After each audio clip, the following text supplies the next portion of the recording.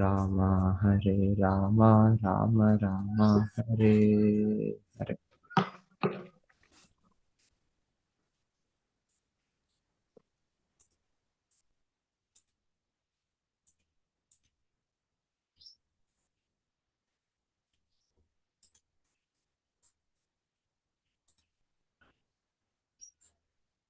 Okay, so ಇಲ್ಲಿ ಭೂದೇವಿಯವರು ಅವರು ಪೃಥು ಮಹಾರಾಜರು ಇಲ್ಲ ಅವ್ರ ಕೋಪ ಕಡಿಮೆ ಆಗ್ಲಿಲ್ಲ ಅವ್ರದ್ದು. ಮತ್ತೆ ಇನ್ನು ಅವ್ರಿಗೇನು ಒಂದು ಉಪಾಯ ಇಲ್ಲ. ಸೊ ಈಗ ಅವರು ಸಂಪೂರ್ಣವಾಗಿ ಶರಣಾಗತಿ ಹೇಳ್ತಾ ಇರೋದಿಲ್ಲಿ ಏನಾಹಂ ಆತ್ಮಯಾತನಂ ವಿನಿರ್ಮಿತ ದಾತ್ರ ಯತೋಯಂ ಗುಣಸರ್ಗ ಸಂಗ್ರಹ ಸೈವ ಮಾಂ ಹಂತುಂ ಉದಾಯುಧ ಸ್ವರಾಟ್ ಉಪಸ್ಥಿತೋ ಅನ್ಯಂ ಶರಣಂ ಕಂ ಕಂ ಆಶ್ರಯೇ. ಸೊ ನೀನೇ ಎಲ್ಲದರ ಸೃಷ್ಟಿಕರ್ತನು, ಎಲ್ಲದರ ಪೋಷಣೆ ಮಾಡುವವನು, ನಿತ್ಯೋ ನಿತ್ಯಾನ ಚೇತನ ಚೇತನ ಏಕೋ ಯೋ ಬಹುನ ವಿದಾತಿ ಕಾಮ. ಕೃಷ್ಣನು ಎಲ್ಲ ಸಮಸ್ತ ಜೀವಿಗಳು, ಸಮಸ್ತ ಬ್ರಹ್ಮಾಂಡದ ಪಾಲಕ, ರಕ್ಷಕ. ಹೀಗಿರುವಾಗ ಈಗ ಕಮ್ ಆಶ್ರಯೇ, ನೀನೇ ಈ ರೀತಿ ಇಚ್ಛಿಸಿದಾಗ ನನ್ನನ್ನು ಕೊಲ್ಲಬೇಕು ಅಂತ ನನಗೆಲ್ಲಿ ರಕ್ಷಣೆ. ನೀವು ಸ್ವತಂತ್ರನು, ಭಗವಂತನು ಸ್ವರಾಟ್. ಹಾಗೆ ಭಗವಂತನ ಒಂದು ಲಕ್ಷಣ, ಭಗವಂತನು ಅವನ ಇಚ್ಛೆ, ಪರಮ ಇಚ್ಛೆ. ಸೊ ನೀನು ಸ್ವತಂತ್ರ ಆದ್ರಿಂದ ಏನ್ ಮಾಡೋದು, ನಾನು ಎಲ್ಲಿ ಹೋಗೋದು, ಈಗ ನಾನು ಎಲ್ಲಿ ರಕ್ಷಣೆ.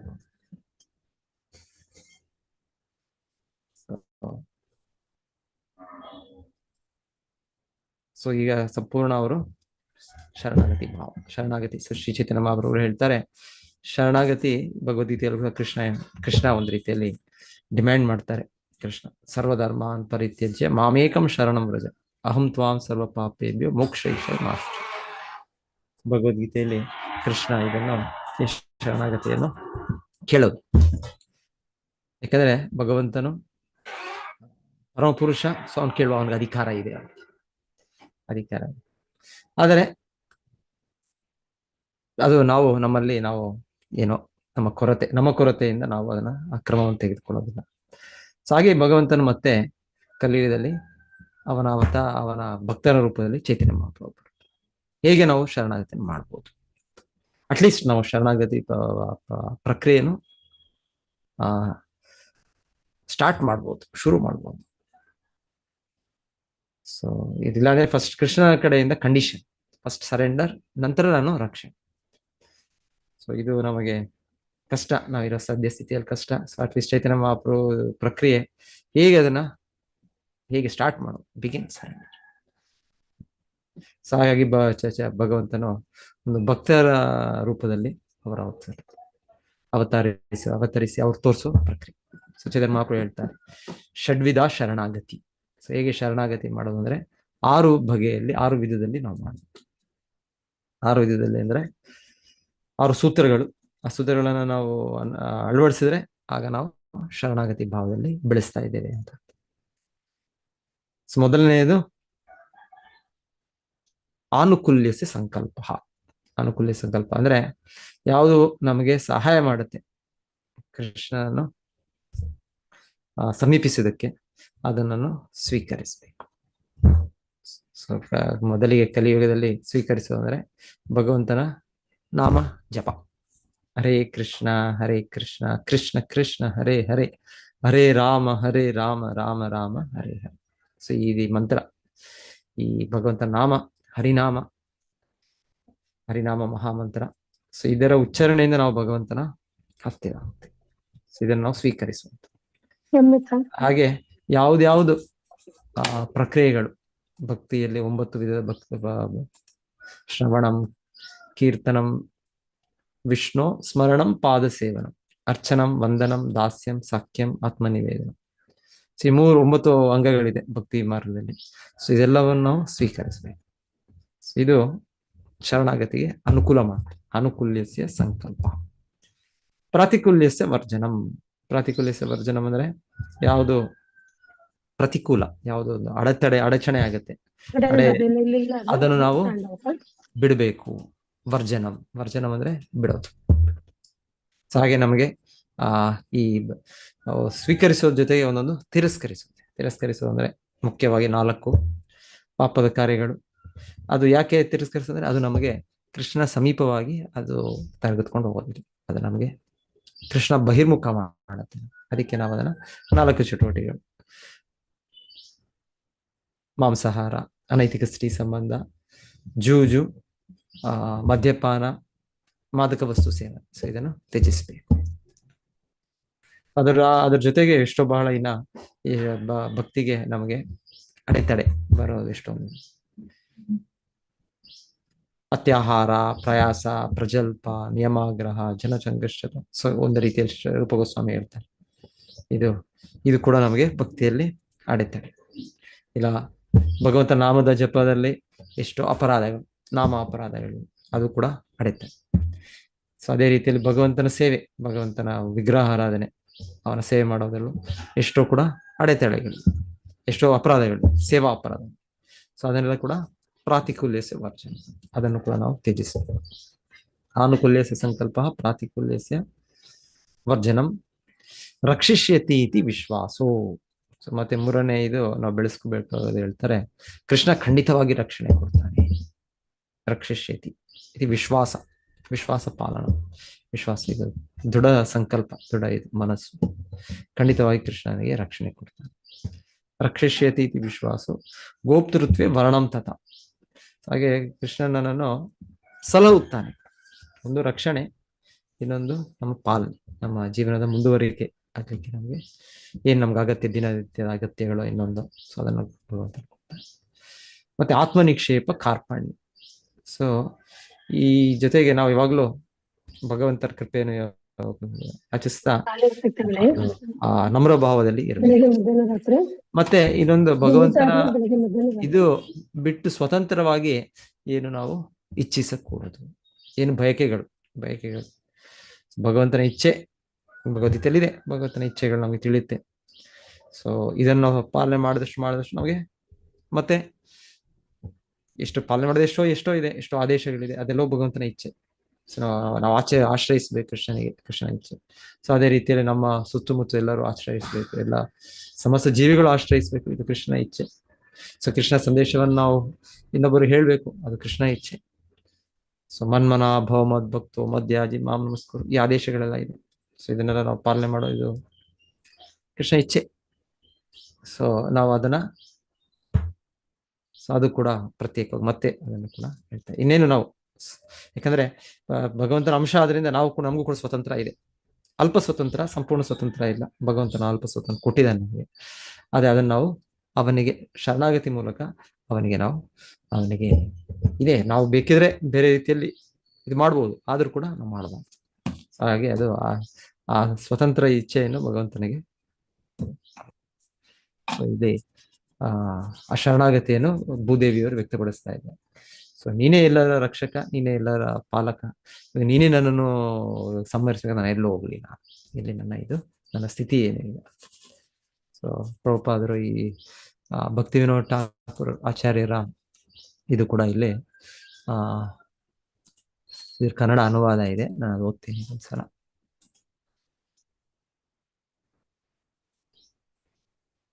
ಮಾನಸ ದೇಹ ಗೇಹ ಯೋಕಿಚುಮೋರ ಅರ್ಪಿಲು ತುವಾಪದೆ ನಂದಕಿಶೋರ.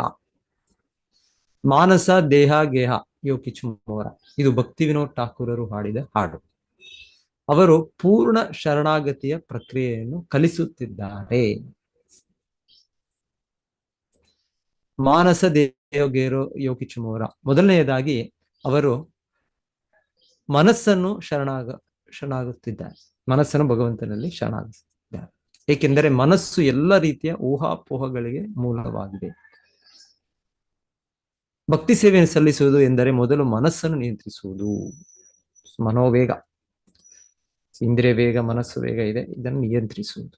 ಆದ್ದರಿಂದ ಅವರು ಮಾನಸ ಎಂದರೆ ಮನಸ್ಸು ಎಂದು ಹೇಳುತ್ತಾರೆ. ನಂತರ ದೇಹ. ಇವ್ರು ಕೂಡ ಯಾರ ಅಂಬರೀಷ್ ಮಹಾರಾಜ್ ಹೇಳ್ತಾರೆ, ಸವೈ ಮನ ಕೃಷ್ಣ ಪದಾರ ವಿಂದಯೋ. ಮೊದಲು ಮನಸ್ಸು, ಸವೈ ಮನ, ಮೊದಲು ಮನಸ್ಸನ್ನು ಅವರು ಭಗವಂತನ ಪಾದ ಪದ್ಮಗಳಲ್ಲಿ ನಿಲ್ಲಿಸಿದರು. ಸವೈ ಮನಃ, ಭಗವಂತನ ಪಾದಗಳಲ್ಲಿ ಅದು ನೆಲೆಸಿದ್ರು ಸವೈ ಮನ. ಸೊ ಕೃಷ್ಣನ ಗೀತೆಯಲ್ಲಿ ಹೇಳುದು ಮನ್ಮನ. ಕೃಷ್ಣನ ಬಗ್ಗೆ ನಾವು ಚಿಂತಿಸಬೇಕು, ಯೋಚಿಸಬೇಕು. ಮನ್ಮನ. ಮಾಂ ಅನುಸ್ಮರ ಯುದ್ಧಚ, ನನ್ನನ್ನು ಸ್ಮರಿಸು, ಯುದ್ಧ ಮಾಡು. ಹೀಗೆ ನಾವು ಮನಸ್ಸನ್ನು ಭಗವಂತನಲ್ಲಿ ಇಡೋದು. ಮನಸ್ಸು ಇದು ನಮಗೆ ಸಾಧನ.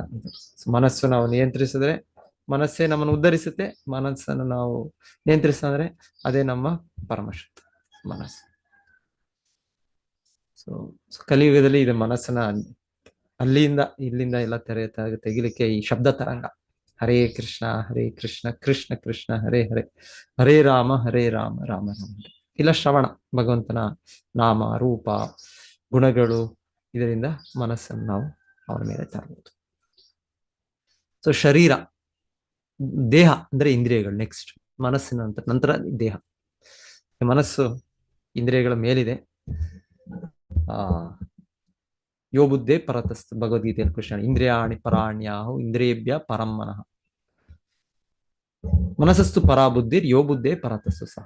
ಸೊ ಇಂದ್ರಿಯಗಳ ಮೇಲೆ ಮನಸ್ಸು. ಸೊ ಮನಸ್ಸು ಕಂಟ್ರೋಲ್ ಮಾಡಿ ಇಂದ್ರಿಯಗಳು ಅದು ಸೇವಕರಾಗಿ ಅವ್ರು ಕಂಟ್ರೋಲ್ ಬರ್ತಾರೆ, ಸಹಜವಾಗಿ ಕಂಟ್ರೋಲ್.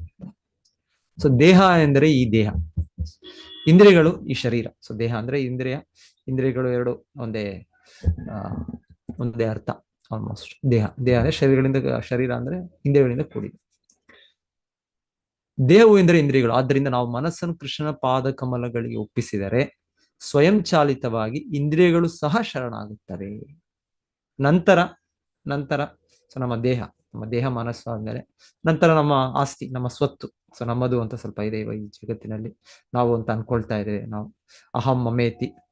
ಸೊ ಅದರಲ್ಲಿ ನನ್ನ ಮನೆ ಗೇಹ, ದೇಹ ಗೇಹ. ಗೇಹೋ ಎಂದರೆ ಮನೆ. ಕೋಯಿಚು ಜೋ ಕಿಚು ಮೋರ. ಸೊ ಮನೆ ಅಂದ್ರೆ ಎಲ್ಲ ಕುಟುಂಬ ಎಲ್ಲ ಬರುತ್ತೆ ಅದರಲ್ಲಿ. ನಮ್ಮ ಎಲ್ಲ ಆಸ್ತಿಗಳು ಈ ಮೂರು ವಿಷಯಗಳನ್ನು ಒಳಗೊಂಡಿವೆ: ಮನಸ್ಸು, ದೇಹ ಮತ್ತು ನಮ್ಮ ಮನೆ. ಆದ್ದರಿಂದ ಭಕ್ತಿವಿನೋದ್ ಠಾಕೂರ ಎಲ್ಲವನ್ನೂ ಶರಣಾಗಲು ಪ್ರಸ್ತಾಪಿಸುತ್ತಾರೆ. ಅರ್ಪಿಲು ತುವಾ ಪದೇ ನಂದಕಿಶೋರ. ನಂದ ಮಹಾರಾಜರ ಮಗ, ಅವರ ಹುಡುಗ ಕೃಷ್ಣ. ಆದ್ದರಿಂದ ನಾನು ನನ್ನ ಮನಸ್ಸು, ನನ್ನ ದೇಹ ಮತ್ತು ನನ್ನ ಮನೆಯನ್ನು ನಿನಗೆ ಒಪ್ಪಿಸುತ್ತಿದ್ದೇನೆ. ಈಗ ಒಪ್ಪಿಸಿದ ಮೇಲೆ ಏನಾಗುತ್ತೆ? ಸಂಪದೇ ವಿಪದೇ ಜೀವನೇ ಮರಣೆ. ಸೊ ನಾನು ಸಂತೋಷದಲ್ಲಿರ್ತೇನೆ, ಕೆಲವು ಟೈಮ್ ಸಂತೋಷದಲ್ಲಿದ್ದೇನೆ, ಅಥವಾ ನಾನು ದುಃಖದಲ್ಲಿದ್ದೇನೆ. ಭೌತಿಕ ಜಗತ್ತು ಹೀಗೆ ದ್ವಂದ್ವ ಜಗತ್ತು. ಸೊ ಒಂದು ನಾನು ಜೀವಂತ ಸ್ಥಿತಿಯಲ್ಲಿದ್ದೇನೆ ಅಥವಾ ನಾನು ಸತ್ತಿದ್ದೇನೆ. ಸೊ ದಾಯಿ ಮಮ ಗೆಲ ತುವ ಪದ ಭರಣ. ಈಗ ನನಗೆ ನಿರಾಳವಾಗಿದೆ, ಏನು ನನಗೆ ಆತಂಕ ಇಲ್ಲ. ಯಾಕೆ? ನಾನು ನಿನಗೆ ಎಲ್ಲವನ್ನೂ ಶರಣಾಗಿರಿಸಿರುವುದರಿಂದ ನನಗೆ ನಿರಾಳತೆ ಉಂಟಾಗುತ್ತಿದೆ. ಮಾರೋಬಿ ರಾಖೋಬಿ ಜೋ ಇಚ್ಛಾ ತೋಹಾರ. ಸೊ ಭಗವಂತನಿಗೆ ಶರಣಾಗತಿ ಅಂದ್ರೆ ಇವ್ರು ಹೇಳ್ತಾ ಇರೋದು, ಈಗ ನೀನು ನನ್ನನ್ನು ಉಳಿಸಿಕೊಳ್ಳಲು ಇಷ್ಟಪಡುತ್ತೀಯೇ ಅಥವಾ ನೀನು ನನ್ನನ್ನು ಕೊಲ್ಲಲು ಬಯಸುತ್ತೀಯಾ ಎಂಬುದು ನಿನಗೆ ಬಿಟ್ಟದ್ದು. ಅದು ನಿನ್ನ ಮೇಲೆ ಅವಲಂಬಿತವಾಗಿರುತ್ತದೆ. ಸೊ ಇಲ್ಲಿ ಕಂಡೀಷನ್ ಇಲ್ಲ. ಭಗವಂತನ ಶರಣಾಗತಿ ಅಂದ್ರೆ ನೋ ಕಂಡೀಷನ್, ಅನ್ಕೈಲಿಲ್ಲ ಅಂದ್ರೆ ನಮ್ಮ ಕಂಡೀಷನ್ ಇದೆ. ಕೃಷ್ಣ ಈ ತರ ನೀನ್ ಮಾಡಿದ್ರೆ ನಾನು ನಿನಗೆ ಶರಣಾಗತಿ, ನೀನ್ ಮಾಡ್ಲಿಲ್ಲ ಅಂದ್ರೆ ನಾನು ನನ್ನದೇ ಪ್ಲಾನ್, ನನ್ನದೇ ಬೇರೆ ಇದು ಇಲ್ಲ. ಏನಾದ್ರೂ ನೀನೇ ನನ್ನ ಆಶ್ರಯ, ನೀನೇ ನನಗೆ ಮಾರ್ಗ. ಈಗ ನೀನು ನನ್ನನ್ನು ಉಳಿಸಿಕೊಳ್ಳಲು ಇಷ್ಟಪಡುತ್ತೀಯೇ ಅಥವಾ ನೀನು ನನ್ನನ್ನು ಕೊಲ್ಲಲು ಬಯಸುತ್ತೀಯೇ ಎಂಬುದು ನಿನಗೆ ಬಿಟ್ಟದ್ದು. ಅದು ನಿನ್ನ ಮೇಲೆ ಅವಲಂಬಿತವಾಗಿರುತ್ತದೆ. ನಿತ್ಯ ದಾಸ ಪ್ರತೀತುವ ಅಧಿಕಾರ. ಯಾಕೆ ನಿನಗೆ ಅದು ನಿನ್ನ ಮೇಲೆ ಅವಲಂಬಿಸಿದೆ ಅಂದ್ರೆ, ನಿನ್ನ ಸೇವಕ ನಾನು, ನಿತ್ಯ ದಾಸ ಸೇವಕ ನಾನು. ಸೊ ಹಾಗಾಗಿ ನೀನು ಏನ್ ಮಾಡಿದ್ರು ಸರಿ, ಅದು ನಿನಗೆ ಅಧಿಕಾರ ಇರುತ್ತೆ. ನಿನ್ನ ಸೇವಕನ ಸಂಬಂಧದಲ್ಲಿ ನೀನು ಸರಿ ಎಂದು ಭಾವಿಸುವುದನ್ನು ಮಾಡುವ ಎಲ್ಲಾ ಹಕ್ಕು ನಿನಗೆ ಇದೆ. ನಾನು ನಿನ್ನ ಶಾಶ್ವತ ಸೇವಕ. ಜನ್ಮಾವು ಬಿ ಇಚ್ಛಾ ಯದಿ ತೋರ. ನೀವು ಬಯಸಿದರೆ, ಏಕೆಂದರೆ ಭಕ್ತನು ಮನೆಗೆ ಭಗವದ್ಧಾಮಕ್ಕೆ ಹಿಂದಿರುಗುತ್ತಾನೆ, ದೇವೋತ್ತಮನಿಗೆ ಹಿಂದಿರುಗುತ್ತಾನೆ. ಆದ್ದರಿಂದ ಭಕ್ತಿ ವಿನೋದ್ ಠಾಕೂರರು, ನಿಮಗೆ ಇಷ್ಟವಾದರೆ ನಾನು ಮತ್ತೆ ಜನ್ಮ ಪಡೆಯುತ್ತೇನೆ. ಭಕ್ತ ಗೃಹೇ ಜನಿ ಜನ್ಮ ಮೋರ. ನಾನು ಜನ್ಮ ಪಡೆಯಬೇಕಾದರೆ ದಯವಿಟ್ಟು ಭಕ್ತನ ಮನೆಯಲ್ಲಿ ನನ್ನ ಜನ್ಮ ಪಡೆಯುವ ಅವಕಾಶವನ್ನು ದಯವಿಟ್ಟು ನನಗೆ ನೀಡಿ ಎಂಬುದು ಒಂದೇ ವಿನಂತಿ. ಸೊ ಹೇಳ್ತಾ ಇದ್ದಾರೆ, ಸಾಮಾನ್ಯವಾಗಿ ನಮ್ಮ ಪ್ರಾರ್ಥನೆ ಭಗವಂತನ ಧಾಮಕ್ಕೆ ಹೋಗೋದು. ಆದರೆ ಶುದ್ಧ ಭಕ್ತರು ಇಲ್ಲಿ ಹೇಳ್ತಾ ಇರೋದು, ಅವರು ಸಂಪೂರ್ಣ ಶರಣಾಗತಿ ಅಂದ್ರೆ ಅವರಿಗೆ ಇಲ್ಲ, ಅದು ಕೂಡ ಇಲ್ಲದೆ ಇರ್ಬೋದು. ನಾ ಧನಂ ನಾ ಜನಂ ನಾ ಸುಂದರಿ ಜಗದೀಶ ಕಾಮೈ ಮಮ ಜನ್ಮನೀಶ್ವರೇ ಭವತಾದ್ ಭಕ್ತಿ ರಹಿತ. ಶ್ರೀ ಚೈತನ್ಯ ಮಹಾಪ್ರಭುಗಳು ಹೇಳಿದಾಗೆ, ಅವ್ರಿಗೇನು ಬೇಡ, ಏನು ಇಚ್ಛೆ ಇಲ್ಲ, ಆದರೆ ಮುಕ್ತಿಯ ಇಚ್ಛೆನೂ ಇಲ್ಲ. ಆದರೆ ಒಂದು ಇಚ್ಛೆ ಇದೆ, ಏನು ಅಂದ್ರೆ ಜನ್ಮನಿ ತವ ಪಾದ ಪಂಕಜ, ನಿನ್ನ ಜನ್ಮದಲ್ಲೂ ನಿನಗೆ ಭಕ್ತಿ ಸೇವೆಯನ್ನು ನಾನು ಮುಂದುವರಿಸಬೇಕು. ಸೊ ಆ ಭಕ್ತಿ ಸೇವೆಯನ್ನು ಮುಂದುವರಿಸೋಕೆ ಅಂದ್ರೆ ಮಾಡಬೇಕು ಅಂದ್ರೆ ಈ ತರ ನಮಗೆ ಒಂದು ಸಂಘ ಬೇಕು, ಅವಕಾಶ ಬೇಕು. ಸೊ ಆ ಇನ್ನೊಂದು ರೀತಿಯಲ್ಲಿ, ಇನ್ನೊಂದು ಮಾತಿನಲ್ಲಿ ಭಕ್ತಿ ವಿನೋದ್ ಠಾಕೂರ್ ಹೇಳ್ತಾ ಇರೋದು, ನನಗೆ ಆ ರೀತಿಯ ಭಕ್ತರ ಸಂಘ ಬೇಕು. ನನಗೆ ಭಕ್ತರ ಸಂಘದಲ್ಲಿ ನಾನು ಹುಟ್ಟಿದ್ರೆ ತೊಂದರೆ ಇಲ್ಲ, ಆ ತರ ಜನ್ಮ ಪಡೆದ್ರೆ ತೊಂದರೆ ಇಲ್ಲ ಅಂತ ಅವರ ಪ್ರಾರ್ಥನೆ. ಸೊ ನಾವು ವಿದುರರ ಜನ್ಮ ಬಗ್ಗೆ ನಾವು ಕೇಳ್ತಾ ಇದ್ದೇವೆ. ವಿದುರ ಒಂದು ರೀತಿಯಲ್ಲಿ ಅವರು ಶಾಪದಿಂದ ಅವರಿಗೆ ಜನ್ಮ ಆಗಿದ್ದು. ಅವರು ಯಮರಾಜರಾಗಿದ್ದು, ಅವರು ನಂತರ ಜನ್ಮದಲ್ಲಿ ಅವ್ರಿಗೆ ಶಾಪ, ಮಾಂಡಕ್ಯ ಮುನಿ ಹೇಳಿದ್ದು, ನೀನು ಶೂದ್ರನಾಗಿ ಹುಟ್ಟು, ನೀನು ಇದಕ್ಕೆ ಸ್ಥಾನಕ್ಕೆ ಅರ್ಹನಲ್ಲ. ಸೊ ಒಂದು ರೀತಿ ಶಾಪ. ಆದರೆ ಹೇಳ್ತಾರೆ ಅವರು, ಆದ್ರೆ ಹುಟ್ಟಿದ್ದು ಎಲ್ಲಿ, ಯಾರ ಮೂಲಕ ಹುಟ್ಟಿದ್ದು? ವೇದವ್ಯಾಸರ ಇವರು ಸತ್ಯವತಿ ಮಗ ಅವರು ವೇದವ್ಯಾಸರು ಮಹರ್ಷಿಗಳು, ಭಗವಂತನ ಅವತಾರವೇ. ಸೊ ಅವರ ವೀರ್ಯದ ಮೂಲಕ ಅವರು ಇರ್ಬೋದು, ಒಂದು ದಾಸಿಯ ಇದ್ರಲ್ಲಿ ಹುಟ್ಟಿರ್ಬೋದು. ಆದರೆ ಅವರು ಅವರಿಗೆ ಆತರ ಜನ್ಮ ಒಂದು ರೀತಿಯಲ್ಲಿ ಆದ್ರೂ ಕೂಡ ಅವರು ಜನ್ಮದಿಂದಲೇ ಅವರಿಗೆ ಅಷ್ಟು ದೊಡ್ಡ ಉನ್ನತ ಭಕ್ತರಾಗುವವರಿಗೆ ಇದೆ, ಮುಂದುವರಿಸ್ಲಿಕ್ಕೆ ಅವ್ರಿಗೆ ಅವಕಾಶ ಇದೆ. ಸೊ ಅದಕ್ಕೆ ಇವರು ಕೂಡ ಹೇಳೋದಿಲ್ಲ, ಇಲ್ಲಿ ನಾನು ಭಕ್ತನ ಮನೆಯಲ್ಲಿ ಹುಟ್ಟಬೇಕು, ಆ ರೀತಿ ಒಂದು ಮೊದಲಿಂದಲೇ ಆ ರೀತಿ ಒಂದು ಪ್ರಾರಂಭ ಸಿಗ್ಬೇಕು ಅಂತ ಹೇಳ್ತಾರೆ. ಭಕ್ತ ಗೃಹಿ ಜನಿ ಜನ್ಮ ಓಮಾರ. ನಾನು ಜನ್ಮ ಪಡೆಯಬೇಕಾದರೆ ದಯವಿಟ್ಟು ಭಕ್ತನ ಮನೆಯಲ್ಲಿ ನನ್ನ ಜನ್ಮ ಪಡೆಯುವ ಅವಕಾಶವನ್ನು ದಯವಿಟ್ಟು ನನಗೆ ನೀಡಿ ಎಂಬುದು ಒಂದೇ ವಿನಂತಿ. ಕೀಟ ಜನ್ಮ ಹೌ ಯಥಾ ತುವಾ ದಾಸ್. ನಾನು ಕೀಟವಾಗಿ ಜನಿಸಿದರೂ ನನಗೆ ಅಭ್ಯಂತರವಿಲ್ಲ. ಕೀಟ ಅಂದ್ರೆ ತುಂಬಾ ಯಾರು ಒಂದು ಲೆಕ್ಕನೆ ಮಾಡೋದಿಲ್ಲ. ಕೀಟ ಯಾರಾದರೂ ಕ್ರಿಮಿಗಳ ಬಗ್ಗೆ ಏನು ಯೋಚನೆ ಮಾಡ್ತಾರ, ಏನ್ ಮಾಡೋದು, ಎಲ್ಲ ಇಲ್ಲಿ ನೋಡಿದ್ರು ಕೂಡ ಅದನ್ನ ಉಫ್ ಅಂತ ಇದು ಮಾಡ್ಬಿಡ್ತೀವೋ, ಇಲ್ಲ ಅಂದ್ರೆ ಅದನ್ನ ಆ ಕಡೆ ಎಲ್ಲೋ ಇದು ಮಾಡ್ಬಿಡ್ತೀವೋ. ಎಷ್ಟೆಷ್ಟೋ ರೀತಿಯಲ್ಲಿ ಕೀಟ ಇರುವೆಗಳಿದೆ, ಅದೊಂದು ಕೀಟ, ಕ್ರಿಮಿ, ಅದನ್ನ ಲೆಕ್ಕ ಮಾಡೋದಿಲ್ಲ. ಹಾಗೆ ಅವ್ರು ಹೇಳ್ತಾ ಇರೋದು, ಕೀಟ ಅಂದ್ರೆ ಯಾರು ಏನೋ ಒಂದು ಗೌರವಿಸೋದಿಲ್ಲ, ಯಾರು ಅದನ್ನ ಅಷ್ಟು ನಿರ್ಲಕ್ಷ್ಯ, ಆ ರೀತಿಯ ಒಂದು ಜನ್ಮ. ಇವಾಗ ನಾವು ಇವ್ರದ್ದು ಭರತ ಮಹಾರಾಜರಿಗೂ ಕೇಳ್ತೇವೆ, ಭರತ ಮಹಾರಾಜ ಜಡಭರತನಾಗ ಹುಟ್ಟಿದಾಗ ಅವರು. ಸೊ ಒಂದು ರೀತಿಯಲ್ಲಿ ಅವರು ಉನ್ನತ ವ್ಯಕ್ತಿಗಳು, ಮಹಾಭಾಗವತರು. ಅವ್ರ ಹಿಂದಿನ ಜನ್ಮದ ಒಂದು ಅನುಭವದಿಂದ ಏನೋ ಅವರು ಆ ರೀತಿ ಹೊರಗಿನ ಜನರಿಗೆ ತೋರಿಸ್ಕೊಳ್ಳದೆ, ಅವ್ರ ಮನೆಯಲ್ಲಿ ಅವರೆಲ್ಲರೂ ಕೂಡ ಅವ್ರಿಗೆ ನಿರ್ಲಕ್ಷ್ಯ, ಅವ್ರಿಗೆಲ್ಲ ದಡ್ಡ, ಒಬ್ಬ ಪೆದ್ದ. ಆದರೂ ಅವರು ದೊಡ್ಡ ವ್ಯಕ್ತಿ, ಶುದ್ಧ ಭಕ್ತರು, ಮಹಾಭಾಗವತರು. ಸೊ ಎನಿವೆ, ಸೊ ಇಲ್ಲಿ ಹೇಳ್ತಾ ಇರೋದು, ಈಗ ಕೀಟ ಜನ್ಮ ಹೋ ಆತರ ಇದ್ರೂ ಕೂಡ ತೊಂದರೆ ಇಲ್ಲ. ಕೀಟ ಜನ್ಮ ಹೋ ಯಥಾ ತುವಾ ದಾಸ್. ನಾನು ಕೀಟವಾಗಿ ಜನಿಸಿದರೂ ನನಗೆ ಅಭ್ಯಂತರವಿಲ್ಲ, ಆದರೆ ನಾನು ಭಕ್ತನ ಮನೆಯಲ್ಲಿರಬೇಕು. ಅಂದ್ರೆ ನನಗೆ ಭಕ್ತಿ ಭಾವ ಪಡೆಯಲಿಕ್ಕೆ ನನಗೆ ಅನುಕೂಲತೆ ಇರಬೇಕು. ಬಹಿರ್ಮುಖ ಬ್ರಹ್ಮ ಜನ್ಮ ನಹಿ ಮೋರ ಆಶ್. ಬಹಿರ್ಮುಖ. ಸೊ ಇದನ್ನ ತದ್ವಿರುದ್ಧವಾಗಿ ಅಕಸ್ಮಾತ್ ನನಗೆ ನೀನು ಜನ್ಮ ಕೊಟ್ಟು, ಸೊ ಬ್ರಹ್ಮ ಜನ್ಮ ಅಂದ್ರೆ ಭೌತಿಕ ಜಗತ್ತಿನಲ್ಲಿ ಅದೇ ಶ್ರೇಷ್ಠ ಪದವಿ, ಉನ್ನತ ಪದವಿ. ನಾವು ಇಚ್ಛೆ ಪಡ್ತಾ ಇದ್ದೇವೆ, ಪದವಿ ಬೇಕು ನನಗೆ. ನಮ್ಮ ಎಲ್ಲಿದ್ರು ನಾವಿರೋ ಕಡೆ ನಾನು ಒಂದು ದೊಡ್ಡ ವ್ಯಕ್ತಿ ಅನ್ಸ್ಕೊಳ್ಬೇಕು, ನನಗೆ ಗೌರವ ಸಿಗ್ಬೇಕು, ನಾನೊಬ್ಬ ಪ್ರೆಸಿಡೆಂಟ್, ಅಧ್ಯಕ್ಷನಾಗ್ಬೇಕು, ನಾನೊಬ್ಬ ಅಧಿಕಾರಿ ಆಗ್ಬೇಕು, ನಾನೊಬ್ಬ ಎಲ್ಲಿದ್ರು ಒಂದು ಟೆಂಪಲ್ ಅಲ್ಲಿ ಇರ್ಬೋದು, ಇಲ್ಲ ಇನ್ನೊಂದು ಮನೆಯಲ್ಲಿ ಇರ್ಬೋದು, ಇಲ್ಲಾಂದ್ರೆ ಒಂದು ಸೊಸೈಟಿಯಲ್ಲಿ ಫ್ಲಾಟ್ಸ್ ಸೊಸೈಟಿಲಿ ಇರ್ಬೋದು, ಇಲ್ಲ ಅಂದ್ರೆ ಒಂದು ಪಾರ್ಟಿಯಲ್ಲಿ ಇರ್ಬೋದು, ಇಲ್ಲ ಒಂದು ಸ್ಟೇಟ್ ಅಲ್ಲಿ, ರಾಜ್ಯದಲ್ಲೋ ಇಲ್ಲ ದೇಶದಲ್ಲೋ. ಸೊ ನಾವೀಗೆ ನಾನು ಮುಖ್ಯ ವ್ಯವಸ್ಥನಾಗಬೇಕು, ನಾವು ಇದಾಗಬೇಕು. ಸೊ ಅದೇ ಅಷ್ಟು ದೊಡ್ಡ ಇದು ಅಂತ ಕೊನೆಗೆ ನಾನು ಬ್ರಹ್ಮನಾಗಬೇಕು, ಬ್ರಹ್ಮದೇವ. ಸೊ ಬ್ರಹ್ಮದೇವ ಅಲ್ಲಿ ಎಲ್ಲ ಅಧಿಕಾರ ಇದೆ, ಎಲ್ಲ ಭಗವಂತನ ಈ ನಿಗೂಢ ಶಕ್ತಿಗಳಿದೆ. ಹಾಗಾಗಿ ಈ ಜಗತ್ತಿನ ಎಲ್ಲ ಕಾರಣಕರ್ತ, ಎಲ್ಲ ಲೋಕಗಳ ಸೃಷ್ಟಿ, ಎಲ್ಲ ನಿರ್ವಹಣೆ. ಯಾರು ಏನ್ ತೊಂದರೆ ಬಂದ್ರು ಬ್ರಹ್ಮನ ಹತ್ರ ಹೋಗ್ತಾರೆ. ಮತ್ತೆ ಎಲ್ಲ ದೇವತೆಗಳು ಸೇರಿದಂತೆ ಬ್ರಹ್ಮದೇವರ ಹತ್ರ ಹೋಗಿ ಅವರು ಏನ್ ಮಾಡೋದು, ಏನ್ ಪರಿಹಾರ. ಬಹಳ ಸಮಯ ಬ್ರಹ್ಮದೇವರು ಹೇಳ್ತಾರೆ ಇದು ಪರಿಹಾರ, ಇದನ್ನು ಮಾಡಿ ಅಂತ. ಸೊ ಅವರು ಸಾಲ್ವ್ ಆಗಿಲ್ಲ, ಆಗ ಅವರು ವಿಷ್ಣುನ ಸೊ ಹೀಗೆ ಹೇಳ್ತಾರೆ. ಇದರ ಆ ರೀತಿಯ ಬ್ರಹ್ಮ ಪದವಿ, ಬ್ರಹ್ಮ ಪದವಿ ನಾರದರೇ ಅದಕ್ಕೆ ದಿಗ್ಭ್ರಾಂತರಾದ್ರು. ಅವ್ರು ಹೇಳೋದು ಭಾಗವತದಲ್ಲಿ ಮೊದಲಿಗೆ ಸ್ಟಾರ್ಟಿಂಗ್ ನಾವು 2ನೇ ಸ್ಕಂದದಲ್ಲಿ ಕೇಳೋದು, ನೀವೇ ಪರಮ ಪುರುಷನ. ಯಾಕಂದ್ರೆ ನಾನು ನೋಡಿದ್ದೆಲ್ಲವೂ ನಿಮ್ಮ ಸೃಷ್ಟಿಯೇ, ಎಲ್ಲ ಜೀವಿಗಳು ಕೂಡ ನೀವೇ ಕಾರಣ, ಅದಕ್ಕೆ ಎಲ್ಲ ಲೋಕಗಳು ಕೂಡ ನೀವೇ ಕಾರಣ. ಸೊ ನಿಮ್ಮಿಂದಲೇ ಇದೆಲ್ಲವೂ ಬರ್ತಾ ಇದೆ. ಈಗ ಬ್ರಹ್ಮದೇವರ ದೇಹದಿಂದ ಬೇರೆ ಬೇರೆ ಭಾಗಗಳಿಂದ ಬೇರೆ ಬೇರೆ ಜೀವಿಗಳು ಬರ್ತಾರೆ. ಸೊ ಆ ರೀತಿಯ ಒಂದು ಒಂದು ಶಕ್ತಿ ಇದೆ ಅವರ. ಏನು ನಮ್ಮ ರೀತಿ ಅನ್ಕೊಂಡ ಮೈಥುನ ಇದು ಅಂದ್ರೆ ಈ ರೀತಿ ಬೀಜದಿಂದ ಬರಬೇಕು ಏನು ಇಲ್ಲ, ಬ್ರಹ್ಮದೇವರ ಶಕ್ತಿಯಲ್ಲಿ ಹೇಗೆ ಬೇಕಾದ್ರು.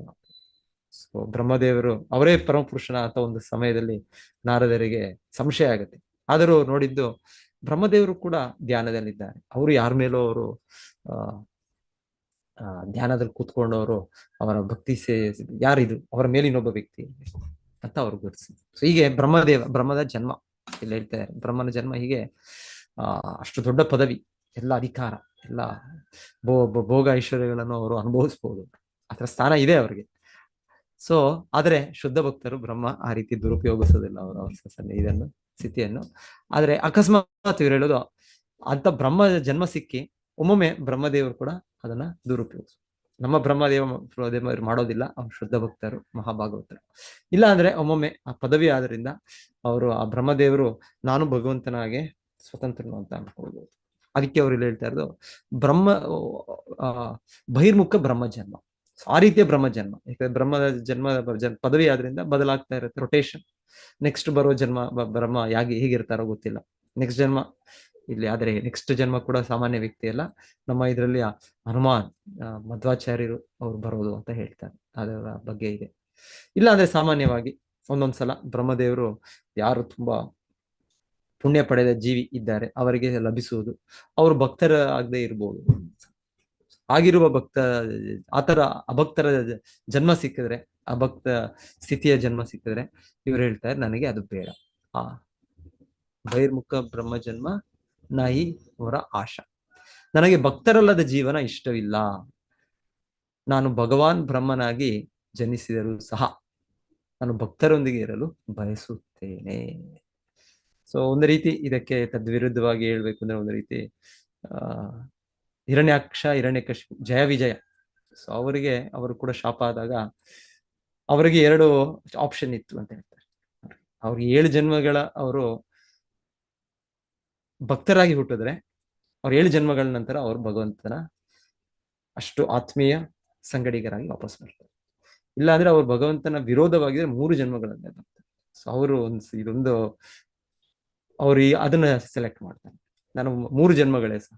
ಆಕ್ಚುಲಿ ಸಾಮಾನ್ಯವಾಗಿ ಇದು ಭಕ್ತರು ಇಚ್ಛೆ ಪಡೋದಿಲ್ಲ, ಅದೇ ಒಂದು ವಿಶೇಷ ಇಲ್ಲಿ ಈ ಜಯ ವಿಜಯರು ಅವರು ಇಚ್ಛೆ ಪಡೋದು. ಅದರಲ್ಲಿ ಕಾರಣ ಏನು ಕೊಡ್ತಾರೆ ಅಂದ್ರೆ ಅವರಿಗೆ ಸಮಯದ, ಅವ್ರ ಭಕ್ತರಿದ್ರು ಕೂಡ ದೂರದಲ್ಲಿ ಭಕ್ತರಿರ್ಬೇಕು, ಇರೋದು ಅಂದ್ರೆ ಭೌತಿಕ ಜಗತ್ತಿನಲ್ಲಿ ಇರಬೇಕು. ಇಲ್ಲಿ ವೈಕುಂಠದಲ್ಲಿ ಅವರು ಭಗವಂತನ ದ್ವಾರಪಾಲಕರು, ಅಷ್ಟು ಹತ್ತಿರದಲ್ಲಿ ಭಗವಂತನ ಸೇವೆಯಲ್ಲಿದ್ದಾರೆ. ಆ ಸ್ಥಾನವನ್ನು ಮತ್ತೆ ಪಡಿಬೇಕು. ಹಾಗಾಗಿ ಅವ್ರು ಹೇಳೋದವರು ನಮಗೆ 3 ಜನ್ಮಗಳ ಸಾಕು, ನಾವು ನಿಮ್ಮ ವೈರಿಗಳಾದ್ರೂ ತೊಂದರೆ ಇಲ್ಲ, ಆ ರೀತಿ ಅಂತ ಹೇಳ್ತಾರೆ. ಇನ್ನೊಂದು ರೀತಿಯಲ್ಲಿ ಭಗವಂತನ ಇಚ್ಛೆ ಕೂಡ ಇತ್ತು ಅವರನ್ನು ಆ ರೀತಿ ಕಳಿಸೋದ್ರಲ್ಲಿ. ಭಗವಂತನಿಗೆ ಒಮ್ಮೊಮ್ಮೆ ಈ ತರ ಏನು ತನ್ನ ಪರಾಕ್ರಮವನ್ನು ತೋರಿಸೋದು, ಇಲ್ಲ ಅಂದ್ರೆ ಒಂದು ಜಗಳ ಯುದ್ಧ ಮಾಡೋದು, ಆ ರೀತಿಯ ಒಂದು ಭಾವವನ್ನು ವ್ಯಕ್ತಪಡಿಸೋದಕ್ಕೆ ಇದು ಸಹಾಯ ಮಾಡ್ಕೊಟ್ಟು ಸೊ ಅಂತ ಹೇಳ್ತಾರೆ. ಸೊ ಬೇರೆ ಬೇರೆ ಕಾರಣಗಳು. ಇಲ್ಲ ಅಂದ್ರೆ ಸ್ಟ್ಯಾಂಡರ್ಡ್ ಪ್ರೇಯರ್ ಇಲ್ಲಿ ಹೇಳ್ತಾ ಇರೋದು ಶರಣಾಗತಿ ಭಾವನೆ ಅಂದ್ರೆ ಇಲ್ಲಿ ಭಕ್ತಿವಿನೋದ್ ಠಾಕೂರ್ ಅವರು ಹೇಳಿದಾಗೆ ಭಕ್ತರ ಭಕ್ತಿಯ ಸ್ಥಿತಿ ಬೇಕು ನಮಗೆ.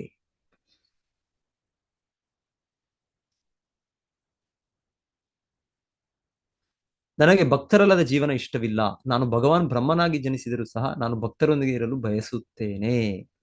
ಭುಕ್ತಿ ಮುಕ್ತಿ ಸ್ಪೃಹ ವಿಹೀನ ಜೇ ಭಕ್ತ. ಭೌತಿಕ ಸಂತೋಷ ಅಥವಾ ಆಧ್ಯಾತ್ಮಿಕ ಮುಕ್ತಿಯನ್ನು ಲೆಕ್ಕಿಸದೆ ಅಂತಹ ಭಕ್ತ ನನಗೆ ಬೇಕು. ಸೊ ಎಂಥ ಭಕ್ತರ ಸಂಘ ಬೇಕು ಅಂದ್ರೆ ಅವ್ರು ಶುದ್ಧ ಭಕ್ತರ ಸಂಘ ಕೇಳ್ತಾ ಇದ್ದಾರೆ. ಯಾರಿಗೆ ಮುಕ್ತಿ ಅಂದ್ರೆ ಇಂದ್ರಿಯ ಸುಖ, ಮುಕ್ತಿ ಅಂದ್ರೆ ಈ ಭೌತಿಕ ಜಗತ್ತಿನ ಬಿಡುಗಡೆ, ಇದ್ಯಾವುದು ಬೇಡ, ಯಾವ ಇಚ್ಛೆಗಳು ಇಲ್ಲದೆ ಇರೋ ಭಕ್ತ, ಅಂತ ಭಕ್ತರ ಶುದ್ಧ ಭಕ್ತರ ಸಂಘ ಬೇಕು. ಲಭೈತೆ ತಕೋ ಚಂಗ ಅನುರಕ್ತ. ನಾನು ಅಂತ ಶುದ್ಧ ಭಕ್ತರೊಂದಿಗೆ ಸಂಬಂಧ ಹೊಂದಲು ಬಯಸುತ್ತೇನೆ. ಜನಕ ಜನನಿ ದಯಿತ ತನಯ. ಮತ್ತೆ ಕೃಷ್ಣನಿಗೆ ಮತ್ತೆ ಪ್ರಾರ್ಥನೆ, ಇನ್ನು ಮುಂದೆ ನೀವೇ ನನ್ನ ತಂದೆ. ಸೊ ಕೃಷ್ಣ ತಂದೆನೆ ನಮ್ಮ ತಂದೆ, ನೀವೇ ನನ್ನ ಸಹೋದರ, ನೀವು ನನ್ನ ಮಗ, ನೀವು ನನ್ನ ಮಗ, ನೀವು ನನ್ನ ಪ್ರಭು, ನೀವು ನನ್ನ ಆಧ್ಯಾತ್ಮ ಗುರು, ನೀವು ನನ್ನ ಪತಿ, ಎಲ್ಲವೂ ನೀನೇ. ಸೊ ಕೃಷ್ಣೇ ಸರ್ವಸ್ವ. ಭಕ್ತಿ ವಿನೋದ್ ಠಾಕೂರರು ಕೋಹೆ ಕುನೋ ಶುನೋ ಕಾಣ. ನನ್ನ ಪ್ರಭು ನೀವು ಕಾಣ, ಕೃಷ್ಣ ನೀವು ರಾಧಾರಾಣಿ ಪ್ರೇಮಿ, ಆದರೆ ನೀವು ನನ್ನ ಜೀವನ ಮತ್ತು ಆತ್ಮ, ದಯವಿಟ್ಟು ನನಗೆ ರಕ್ಷಣೆ ನೀಡಿ. ಓಕೆ. ಸೊ ಭಕ್ತಿ ವಿನೋದ್ ಠಾಕೂರರು ಆಚಾರ್ಯರು, ಸೊ ಅವರು ನಮಗೆ ಭಗವಂತನನ್ನು ಹೇಗೆ ಆಶ್ರಯಿಸೋದು, ಹೇಗೆ ಶರಣಾಗತಿ ಮಾಡೋದು, ಸೊ ಇದನ್ನು ವಿಧಾನವನ್ನು ತೋರಿಸ್ತಾರೆ ನಮಗೆ. ಸೊ ಇಲ್ಲಿ ಭೂದೇವಿನೂ ಕೂಡ ಅದೇ ವಿಧವಾಗಿ ನಮಗೆ ಯಾವ ಸನ್ನಿವೇಶದಲ್ಲೂ ಕೂಡ ಕೃಷ್ಣನ ಅವಲಂಬಿಸೋದು, ಅದು ಶರಣಾಗತಿಯ ನಿಯಮ ಅದು. ಸೊ ಭಗವಂತ ಯಾವ ಸನ್ನಿವೇಶ ಏನೇ ಮಾಡಿದ್ರು ಎಲ್ಲವೂ ನಮ್ಮ ಒಳ್ಳೆಯದಕ್ಕೆ ಅಂತ ಸ್ವೀಕರಿಸೋದು, ಆ ಸನ್ನಿವೇಶವನ್ನು ಸ್ವೀಕರಿಸೋದು, ಆ ಭಾವನೆಯನ್ನು ನಾವು ಮುಂದುವರಿಸೋದು. ಓಕೆ, ಹರೇ ಕೃಷ್ಣ. ಯಾರಾದೇನಾದ್ರೂ ಹೇಳ್ತೀರಾ, ಸೇರಿಸ್ತೀರಾ?